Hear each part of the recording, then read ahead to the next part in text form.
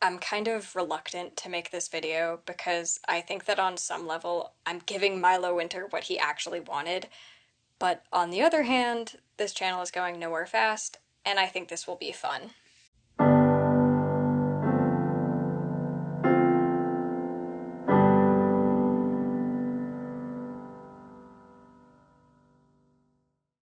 I'm going to assume everyone here knows about the basics surrounding the Age of Scorpius by Milo Winter, especially since Krimson Rogue released a 9.5 hour Age of Scorpius rant about 2 days before my first video came out. By the way, if y'all haven't seen that, you should go check it out. It was excellent. Like I mentioned in my last video, I'm also a young writer. Milo is a little less than a year older than me if he's actually a Scorpio, and the Age of Scorpius has been on my mind for almost 6 months because it's a really fascinating cautionary tale.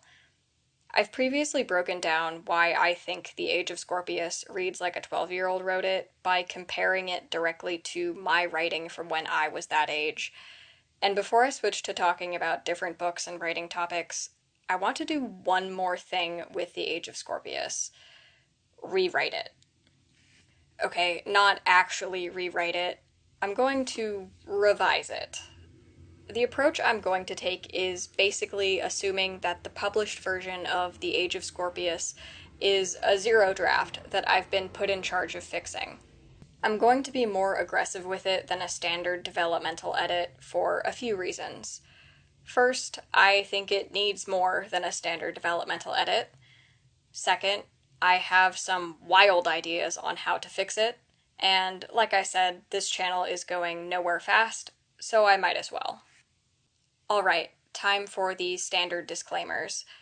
This video is all my opinion, not established fact, and it's not for Milo Winter or anyone close to him, so if you're one of those people, don't watch this.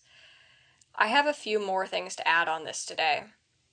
Namely, my rewriting The Age of Scorpius isn't meant to condemn the author's vision for this book, or to condemn The Age of Scorpius as a novel. It's just what I would do.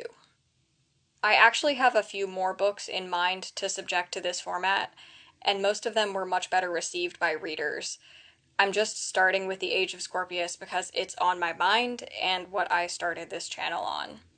The other disclaimer is just that, Milo Winter, I am not rewriting your book for you. These ideas aren't for you. If you ignored my last disclaimer, don't ignore this one. Turn this video off, please, and go enjoy some sunshine or something. Just a quick audio disclaimer, I am recording most of this video in the morning, so my voice is going to be a little bit rough, probably. And the other thing is that I'm recording in a location with a lot less soundproofing, so there's probably going to be a lot more background noise on this video. I've done my best to screen it out, but there's only so much I can do. Okay, disclaimer's over. Let's get into it.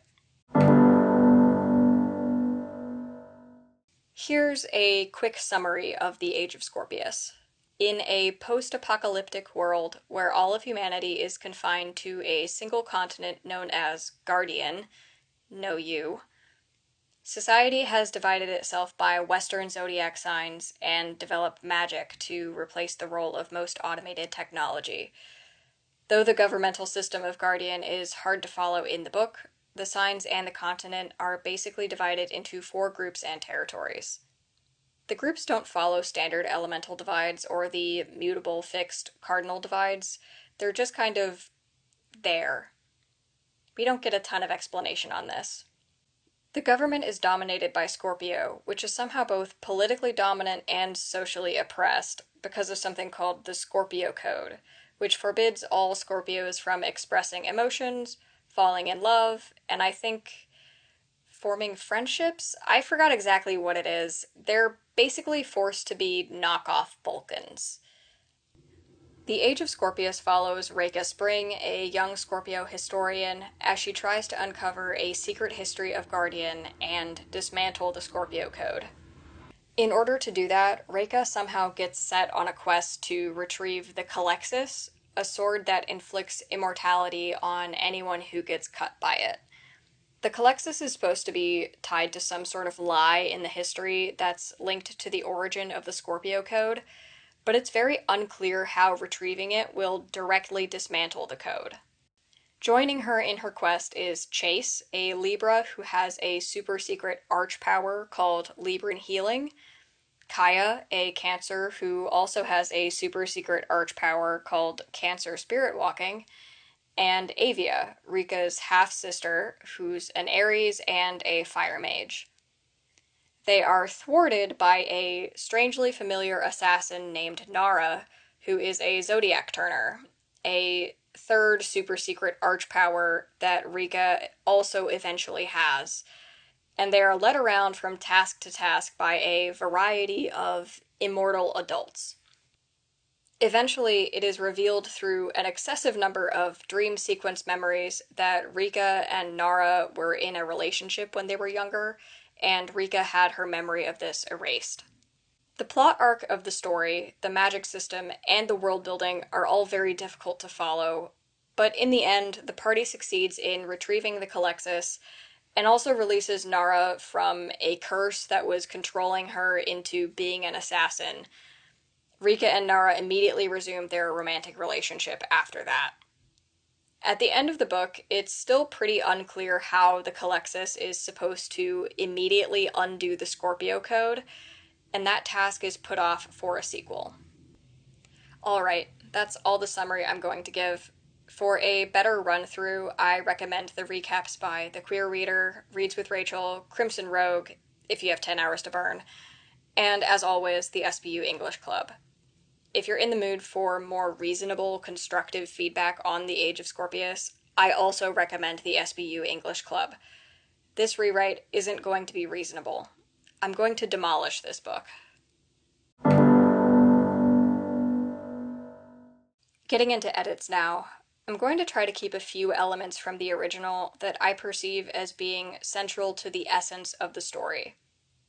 Those elements are the Zodiac theme, the focus on Scorpio, and specifically the Scorpio code of emotionlessness, the quest plot structure, the presence of magic, sapphic elements, Rika's neurodivergence, and themes of a lying government, oppression of an outgroup, and the weaponization of religion. I'm also going to keep a few of the characters, mostly those in the main party. I can't promise that I'll do a perfect job of keeping those intact, and I'm sure that if you liked the original book, you'll feel like I'm not doing it justice. That's fine, but I'll warn you now, this video is going to get pretty crazy, so you probably shouldn't keep watching this if that's the case for you. I'm going to start with setting and world-building issues, and for this section, I'm going to present an element of the original book, and then the way that I would personally revise this. Beginning with the world-building. One of the primary issues that readers had with the magic system in the original book was that it was inconsistent, and the logical assumption that magic would be divided along zodiac signs was almost never true. The book disagreed with itself on this a lot, though. It often presented fully contradictory versions of the magic system, one where magic was determined by sign, and one where magic was determined by parentage. I do think that there was a way to handle this where both could be true, but from what I understand, it wasn't presented that way. That middle ground, if you're wondering, is that there are multiple kinds of magic open to each sign, and the kind that you end up with is determined by your lineage. There's also this weird thing that happens with zodiac-based fantasies, where the standard presentation of a caste system doesn't really work because castes aren't determined by bloodlines, but by birthdays. It's not impossible to handle, but it's really difficult to do well. In order to circumvent those issues, and also because this is how I would revise this, I'm going to make a pretty radical change right off the bat. I'm going to change this book's genre from sword and sorcery fantasy to high concept science fantasy. That's right, I am taking the Age of Scorpius to space.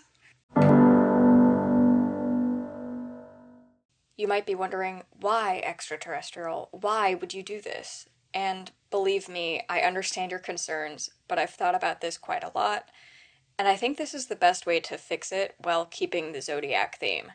That's because if you set this story in space, the zodiac signs are no longer divided by birthday, they're divided by homeworld. Scorpios can be from the Alpha Scorpio system, Libras from Beta Libra 3, Aries from Gamma Aries Prime, or whatever. The caste divisions that are present in the Age of Scorpius don't work very well right now because they're not really tied to anything concrete. Certainly not the magic system, and faking your birthday is extremely easy in the book because it's just signified by clothing. Changing the setting to a space opera with multiple human settled worlds, named for the major constellations that they occupy, allows for genuinely divergent cultures to exist for each of those signs in an explainable way.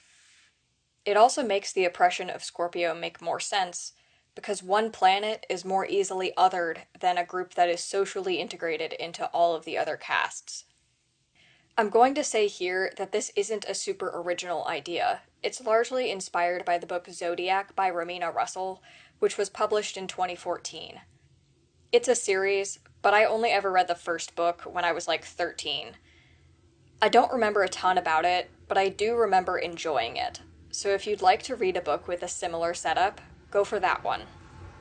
Oh, yeah, and about the timing, I do think that this book probably inspired some of Milo's ideas for the Age of Scorpius.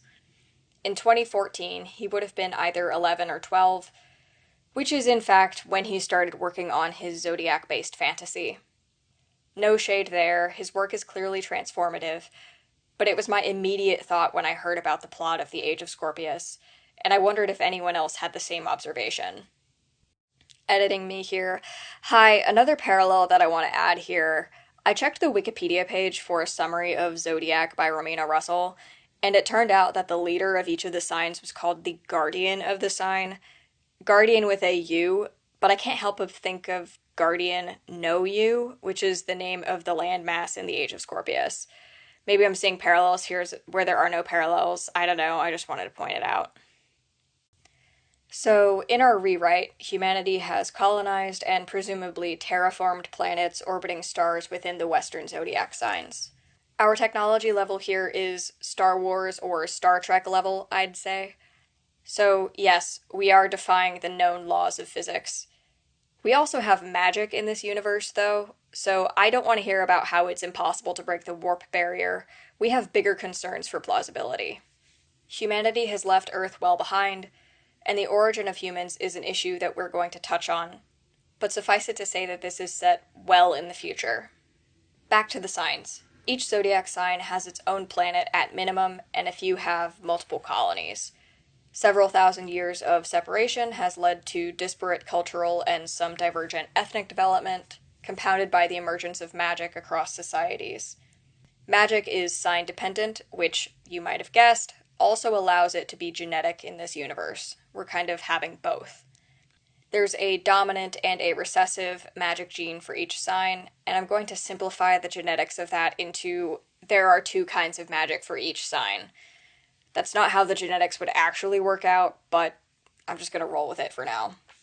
The exception to the magic development is Scorpio, which is the only sign that lacks magic entirely. Because of their lack of magic, Scorpio, the planet and the people, are dominated by the other signs and made into an underclass, often used as scapegoats for broader societal and economic issues. Magic in this universe is considered a gift from the stars. This has variations of doctrine backing it up, depending on which sign you ask, and will receive a variety of explanations. From the more atheistic, magic is a result of human evolution, to the strictly theistic, magic is the direct boon of X god. Thus, in addition to being considered inferior to the other signs due to their lack of magic, Scorpio is also subjected to the widespread belief that they lack souls. The sign currently in political power in the zodiac is going to be Sagittarius. I went back and forth on this decision, but I ended up choosing it because of the implication of the title, The Age of Scorpius, which seems to refer to the astrological age. Editing me here, sorry, another cut in, this is relevant. I have a weird amount of academic knowledge of the history of Western astrology and some other traditions as well. I'll do my best to explain where these random knowledge drops come in, but suffice it to say that I'm not just randomly making this up. I studied them in conjunction with the history of religious practices in the Northern Hemisphere, with a focus on Hellenistic, Egyptian, Christian, and Mongolian Buddhist cosmologies. I don't really subscribe to astrology of any kind, but it does have a profound impact on literature, art, and religion, and the knowledge is surprisingly functional, in this case especially. Okay, back to the whole astrological age thing. Astrological ages are periods of about 2,000 years where the vernal equinox occurs in a specific sign, which determines the age that we're in. The age changes because there's a slight wobble to Earth's axis, which is on a roughly 26,000 year cycle, and when it shifts far enough, the vernal equinox ends up in a different sign. The wobble moves backwards compared to the yearly zodiac calendar, so we're currently moving out of the age of Pisces and into the age of Aquarius. If you're curious, that's actually why the cardinal signs are what they are. The solstices and equinoxes line up with, or used to line up with, Aries, Cancer, Libra, and Capricorn. I chose Sagittarius to be the sign currently in political power because the astrological age preceding the age of Scorpio, or Age of Scorpius, would be the age of Sagittarius. Sagittarian culture is going to lean toward the theistic view that magic is a gift from their cosmos creator deity, and because of that theistic view, they're going to be one of the primary factions that claim that Scorpios have no soul because they have no magic. Scorpios are then going to be subjected to the Scorpio Code, which I'm keeping basically the same as what Milo developed, a code of emotionlessness. The theological justification for this is going to be that because Scorpios have no soul, it is blasphemous for them to act as if they do by expressing things like joy, love, anger, etc. Sagittarian magic is going to be Sagittarian themed, by the way. Their predominant magic is going to be space folding. In practical terms, they can bend the laws of physics to move objects, and more importantly, ships, from one point to another faster than the speed of light would ordinarily allow. That allows them to dominate the zodiac economy by dominating trade. That's in line with the tropes that currently surround Sagittarius, which paint the sign as a wanderer, traveler, explorer, etc. As part of their trade empire, Sagittarius requires immense amounts of aluminum, titanium, and steel for starship components. The Scorpio homeworld, Antares III, has these components in abundance. About 300 years ago, Sagittarius commenced a military and political occupation of Scorpio, justifying it to the rest of the zodiac through a conservatorship doctrine, and proceeded to mine Antares III for metal. I picture this sort of as the Cardassian occupation of Bajor for any Deep Space Nine fans out there. Attention Scorpio workers, and all of that. Scorpio, for its part, is going to have a deeply spiritual culture with a long history, though most of that history has been intentionally obscured by the Sagittarian occupation. Primary among their religious beliefs is the creation story of their people. Unlike Sagittarian religion, which states that the original homeworld of humanity is Rukbat 4, a world within Sagittarius, Scorpios believe that humanity's original homeworld is unknown and lost to history. Further, they believe that Antares III, the Scorpio homeworld, is the first location settled by humans after they left their original homeworld. After colonizing Antares III, Scorpio believes that the protector god of the star bestowed magic upon the human population, with 12 primary and 12 secondary variations in magic types. The god of Antares thought that granting the human population magic would help them settle into a new homeworld and keep them safe from the dangers of spacefaring, but the god was unfamiliar with the spirit of humans. With the emergence of magic, human society began to fracture, and the planet was ravaged by wars between factions of magic types. Horrified by what his gift had done to the planet, the god of Antares vowed to take magic back from the humans in order to try to restore peace and order. But upon hearing his vow, 11 of the magic factions, desperate to keep their newfound powers, fled the system and settled on other worlds across the zodiac. The people that remained, the Scorpios, had their magic removed by the god of Antares, and peace slowly began to return. The Scorpios feared that with their magic taken, they would be defenseless against the other signs, if they should ever return. But the god of Antares promised that if the need should arise, Scorpios would find within themselves a way to summon their old magic in self-defense.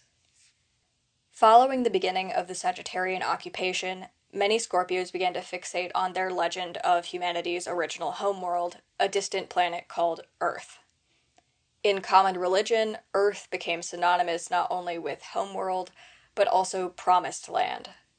As Antares III became less safe and more damaged from Sagittarian strip mining, and their old magic failed to materialize to help them defend themselves, the legend of Earth gained traction.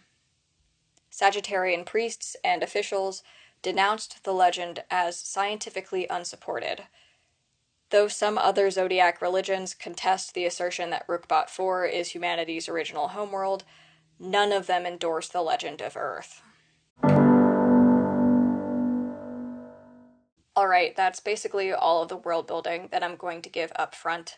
Thank you for sticking with me through that. I know it was long and extremely dense. Now I'm going to move on to the characters and the plot. I'm going to present the characters however they come up in the story naturally, which will lead to some sidebars from the main story. Our story opens on Rika Spring, an 18-year-old Scorpio. Rika works in the office of the Astronavigator, which is in charge of coordinating ship movements in the Antares system. Most of her colleagues are fellow Scorpios and thus subjected to the Scorpio Code, but her boss and a few of the higher-ups are Sagittarians or contract workers of other signs.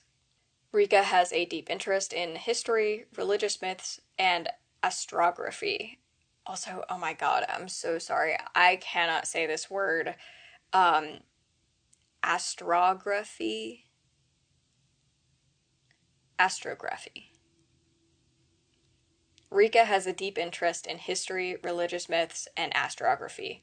She has a hard time regulating her emotions and following the Scorpio Code to the satisfaction of her Sagittarian supervisors and to the ever-watching eye of Sagittarian surveillance.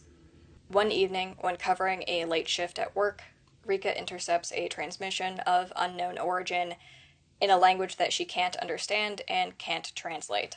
The signal is slow-moving and on an unusual frequency. Not knowing what to make of it, Rika shares it with her supervisor, but before she does, she secretly makes a recording of it for herself. She can't quite say why, but she does, even though she knows that it's very much not allowed. Before she gets a response from her supervisor, her shift ends, and she goes home for the night. Rika lives in the capital city of Antares, which I did not make a name for. I hate choosing names, but it's certainly not just the hub. Sorry.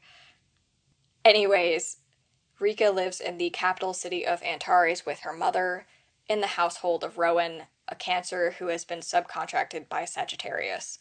Quick sidebar, Rowan is a psychiatrist on staff for the Sagittarian officers that oversee the occupation. I'm taking a note here from the Age of Scorpius, which gave some Cancers the ability to do something called spirit walking, which seems to be a form of empathic aura reading. The ability I'm going to give Cancers, Rowan included, is a form of spirit walking, where they can sense the emotional states of those around them and emit small-range emotional dampening fields. Like, they can project calm if they want those around them to calm down, or excitement if they want to hype up a crowd.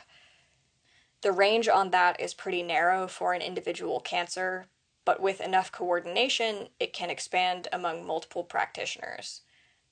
Because of their abilities, Cancers are excellent medical and mental health professionals and excellent PR people and politicians. Back to the plot. Rika lives with her mother in the household of Rowan.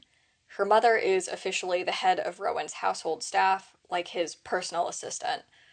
This is just a cover story for a secret and very illegal romantic relationship between her mother and Rowan, who in private is basically Rika's stepdad. Rika has a younger half-sister, Avia, who is half Scorpio and half Cancer, but officially listed as a full-blooded Cancer.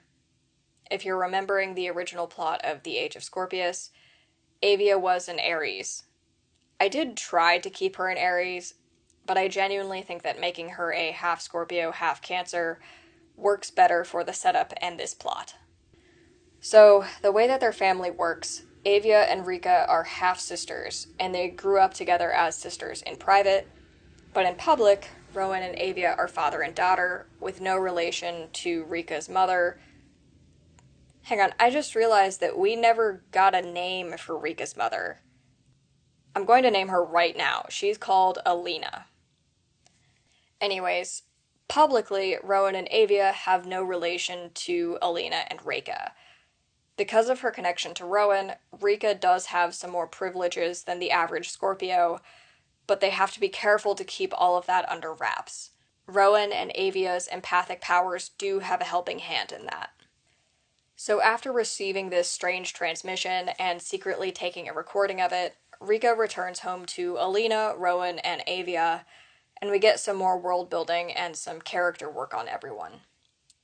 Very brief overview, Alina will be pretty withdrawn from having lived her whole life under the Scorpio code and Sagittarian occupation. Rowan is kind of sweet and generally supportive, but also surprisingly has a bit of a cunning side, and he's very good at keeping their secret. Avia is pretty intense and a little bit of a hothead, like she was originally in the Age of Scorpius, but she's also not gonna just dog on Rika all the time. They definitely bicker like sisters, but she's not going to be a number one hater anymore. That was a bit too much. Another little change I made to Avia that you might have noticed is that she's now younger than Rika, not older. I picture her as like 16, maybe close to 17. She's at the tail end of secondary school. At home, Rika brings up the transmission in kind of a casual way to her family, feeling relatively confident, as always, that inside the walls of Rowan's home, she's pretty safe breaking the rules. Her family finds the transmission odd, but they don't really think anything of it. Rowan indicates that he'll see if anyone heard anything tomorrow when he goes into work. The next day, when Rika returns to the astronavigator's office for her shift, she's called up by her Sagittarian supervisor and instructed to go to a higher-ranking wing of the office that she's never been to before. This makes Rika really nervous, and here's an opportunity to see how a Sagittarian supervisor reacts when she maybe fails to uphold the Scorpio code as well as she should. She catches herself quickly, but she might betray some emotion to the disgust and condemnation of her Sagittarian supervisor. Rika gathers herself and proceeds to the meeting she was directed toward. On her way into the higher-ranking wing, she notices that there are fewer Scorpios and more Sagittarians and members of other signs, and a lot more military officers.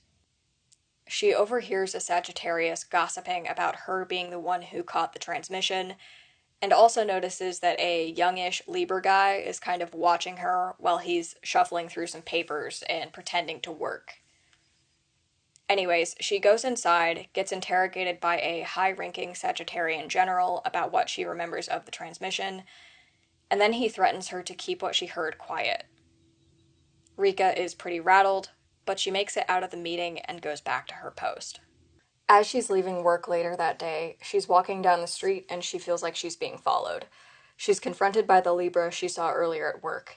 This is Chase. I've made Chase into a linguist. He's subcontracted by Sagittarius as a communications officer. Like in the Age of Scorpius, Chase is a Libra, but unlike in the Age of Scorpius, he's going to have the primary Libran magic ability, which is not blood healing, but true hearing. The ability to understand and fluently speak all languages. It's part of what makes Libras excellent linguists and diplomats, in addition to great translators. An important caveat to this is that their abilities do not work on written language, only on verbal and sign languages. Chase was asked by a Sagittarian official to try to translate a small fragment of the transmission earlier that day, and the event really unnerved him, even though he only saw part of the message. He asks Rika if she knows any more about it, and Rika struggles to keep the truth off of her face, even with her experience dealing with the Scorpio code, so Chase knows that something is up. Before Rika can argue with him or get out of the situation, Some Sagittarian overseers come down the street, clearly looking for them. They spot her, and Chase makes the good call that they should both run for it, so they do. They hightail it for Rowan's house and make it inside after losing the Sagittarian cops. Once there, they encounter Avia, who's just made it home from school, and Alina and Rowan aren't home yet.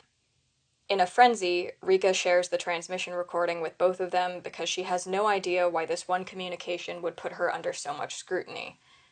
Avia posits that it must be a secret military communication that she accidentally overheard, and the Sagittarians want to kill or capture her to better keep that secret.